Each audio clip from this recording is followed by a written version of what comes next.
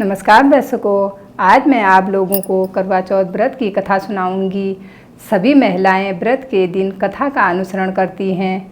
कथा के बिना व्रत अधूरा माना जाता है। कथा इस प्रकार है। कार्तिक माह के कृष्ण पक्ष के चतुर्थी तिथि को यह करवा चौथ व्रत किया जाता है। एक साहूकार के 7 लड़के और एक लड़की थी। सेठानी सहित 7 बहुओं और बेटी ने करवा चौथ का व्रत रखा। रात्रि के समय सभी भाई भोजन के लिए बैठे।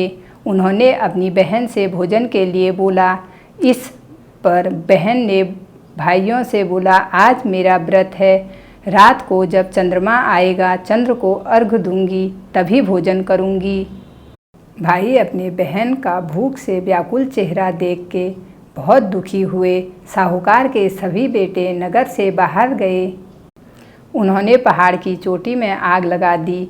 घर वापस आकर अपनी बहन से बोला, देखो बहन, चांद निकल आया। अब तुम अर्घ्य देकर भोजन ग्रहण कर लो। साहूकार की बेटी अपनी भाभियों से बोली, देखो चांद निकल आया, तुम भी अर्घ्य देकर भोजन कर लो। ननद की बात सुनकर भाभियों ने कहा, बहन, चांद नहीं निकला है।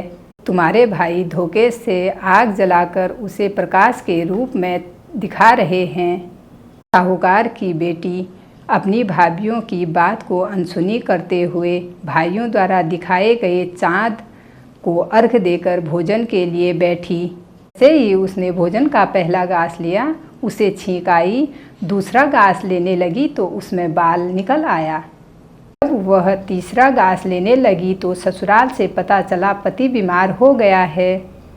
इस प्रकार व्रत भंग करने के कारण विघ्नहर्ता भगवान श्री गणेश साहूकार की बेटी से अप्रसन्न हो गए।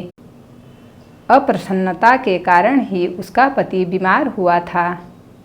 बीमारी में घर का सारा धन लग गया। साहूकार की बेटी को जब अपने किए हुए दोषों का पता लगा तो उसे बहुत पछतावा हुआ।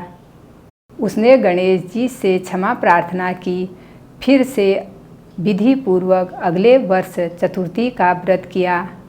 उस व्रत में जो भी छोटे बड़े उपस्थित सभी का आदर किया, सभी से सदा सुहागन का आशीर्वाद ग्रहण किया। इस प्रकार उसकी भक्ति को देख एक दंत भगवान श्री गणेश प्रसन्न हो गए और उसके पति को लंबी उम्र का वरदान दिया। यह व्रत करके भगवान ने उसे धन, संपत्ति और वैभव से युक्त कर दिया।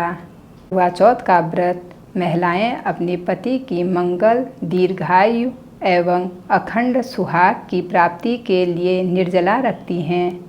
यह व्रत पति पत्नी के अटूट प्रेम व त्याग का प्रतीक है। आज के समय में यह व्रत नारी शक्ति का भी संकेत देता है। इसी तरह की अनेक कहानियाँ करवा चौथ के व्रत में पढ़ी व सुनाई जाती हैं। आपको आज की वीडियो अच्छी लगे तो लाइक, शेयर, कमेंट करें। Thank you.